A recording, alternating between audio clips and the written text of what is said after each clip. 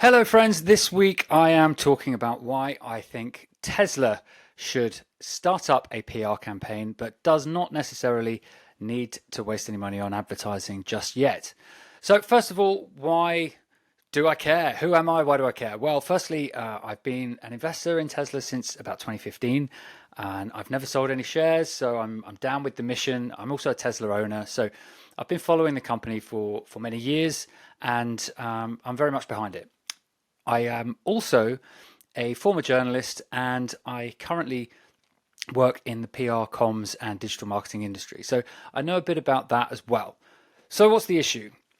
Well, there's a lot of conversation online about whether or not Tesla needs to invest in things like advertising and PR to drive more demand because they are currently cutting prices to stimulate demand because they're creating more cars than they can sell, presumably. It's a supply and demand question.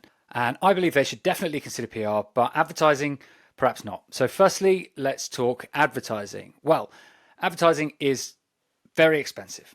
So, companies like Apple spend hundreds of millions of dollars on advertising. In the car industry as well, VW spent, I think it was about 1.5 billion euros a year on their advertising. So a big multi-region campaign for a company like Tesla would cost certainly hundreds of millions, if not billions of dollars. That's a lot of money and it's going to make a big dent. So why is it so expensive? Well, the thing with advertising is that it's not just the creatives, it's not just the ads that you see, the designers and the videographers that make them. Although that does cost lots of money, getting big successful creative teams to work on your ads, actually what's far more expensive is the media buying. So that's literally paying the TV channels, the magazines, the social media platforms, whatever it may be, to host your ads. You then also need a media buying team who themselves are probably quite expensively paid, who need to allocate all of that and then optimize it and then report on it.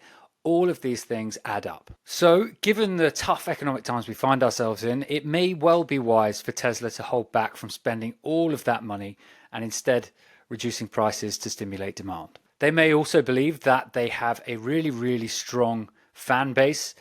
People who have the cars are big advocates of them. Elon has said himself that he believes that people having the product is the best kind of advertising that they can possibly get, which as a Model Y owner, I can tell you is true. They are awesome cars.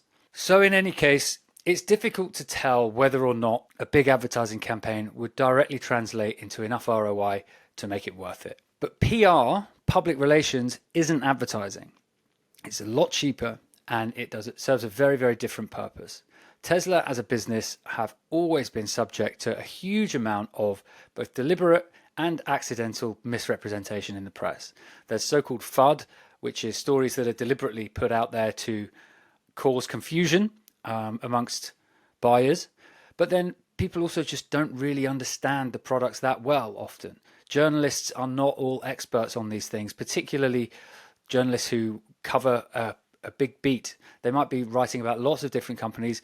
In the auto industry, they might be used to writing about legacy auto.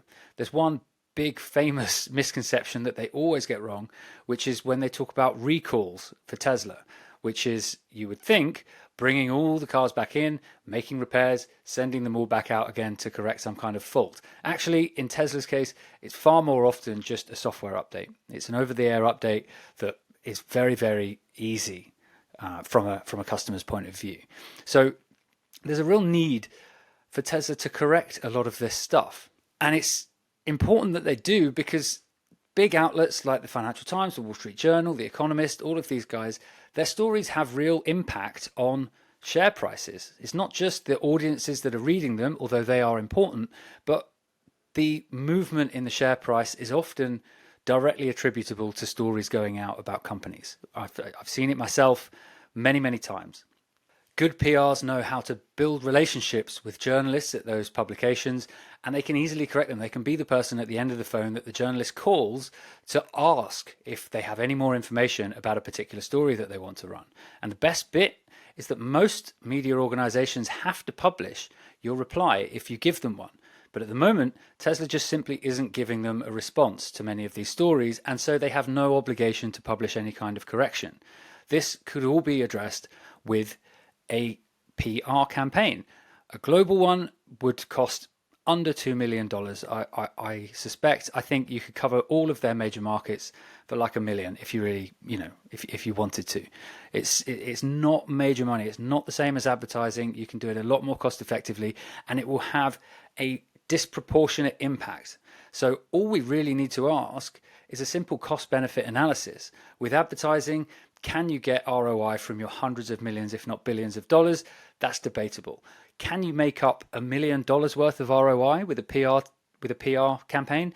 I think almost certainly yes. Across vehicle sales, which would probably be impacted by better coverage, I think you could certainly make the case that there are lots of readers of these major media titles that don't yet know that much about Tesla, that aren't following Elon Musk on Twitter, X, that are just in the market for an electric vehicle. So often they do turn to the media to learn more about their potential purchases, but also that impact on the share price. And I know that Elon doesn't look at the share price in the short term, which is quite right. He shouldn't do. I don't either as a shareholder, but there are lots of retail investors out there who do, and you are looking at the value of the company. So it is important. Big institutional investors care about this stuff, and it's a relatively inexpensive way to keep them happy and to recoup your $1 million. To put that price in perspective, Tesla's revenue for 2022 was 81.462 billion US dollars. So PR wouldn't make a dent in their numbers. It definitely wouldn't fix everything, but I think the case for a PR program for Tesla is pretty simple. It's a really straightforward cost benefit analysis. Are you going to get $1 million worth of value out of a global PR campaign? I would suggest almost certainly yes. And even if you doubt it, it's not a huge investment to make to test it. So take the risk. Anyway, that's my view. I would love to hear what you think. If you're a Tesla shareholder or a Tesla owner, tell me more about your views in the comments.